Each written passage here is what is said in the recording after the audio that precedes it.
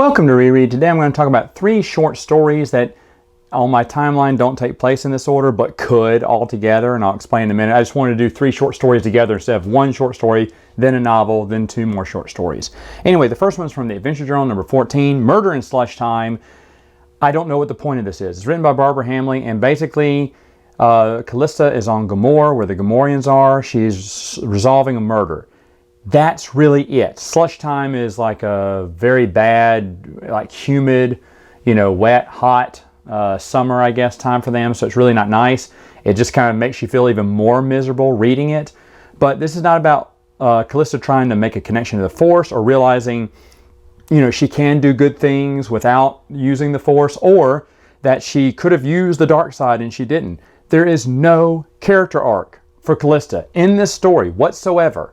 This could have happened, honestly, it could have happened after Planet of Twilight because nothing happened. I mean, she is thinking about Luke, but other than that, though, what was the point? There doesn't seem to be a point to this one. And I remember not liking it when I was really excited when I saw it was a Callista story the first time through, but still very boring. The next 2 are from Star Wars Tales, which should tell you what I think about them already. First one's from Tales 8. It's called The Secret of Luke's Hand. This one's kind of cute, though. Anakin won't go to bed. Anakin Solo won't. And so Han goes to him and tells him the story of Uncle Luke's hand. He asked about Uncle Luke's hand, and so he tells him the adventures of Uncle Luke's hand. It's all made up. It's all silly. The Luke's hand went after the Emperor's foot, which survived. He goes up against Vader's glove and the Wampa, whose arm he cut off too. And so that he's telling this made-up story. And then Leia's like, "Really?" And Han's like, "Hey, what do you know? Who cares?" He loves it, and so he has 2 gloves on. He's being Darth Vader in this glove and Luke in this glove, and he has a sock on, and that's the Emperor's foot.